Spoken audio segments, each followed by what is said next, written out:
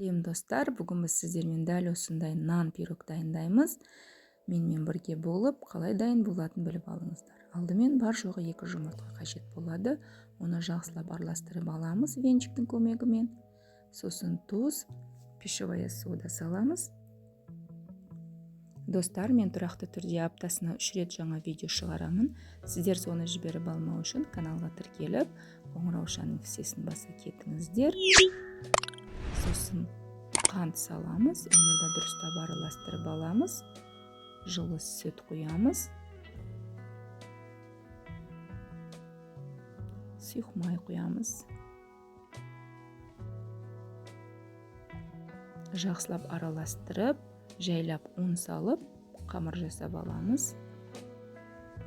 Достар, мен описание бөліміне ас-назырын жазып кетемін. Сіздер сол жерден көре аласыздар. Егер де дәл осы рецепт бойынша жасап жатсаңыздар, комментарий бөліміне жазып кетіңіздер.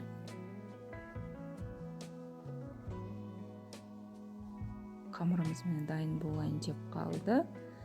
180 градусқа 30 минут пісіріп аламыз. Бұл іспейді. Өйткені бұда разрыхлитель жоқ, пищевая сода бар. Онша дұрыс іспейді, өйткені бұл нан сияқты пирог.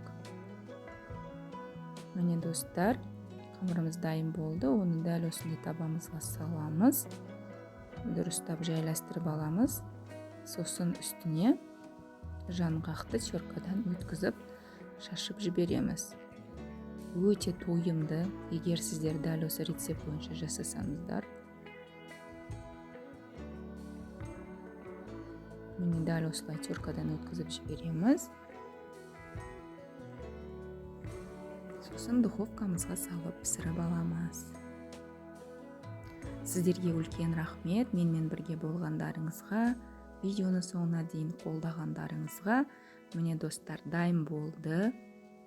Варенье мен қаймақпен жеуге өте дамды нан пирог.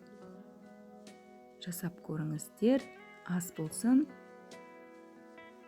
Каналға қолдау білдіріп кетуді ұмытпаңыздар. Барлықтарыңызға үлкен рахмет.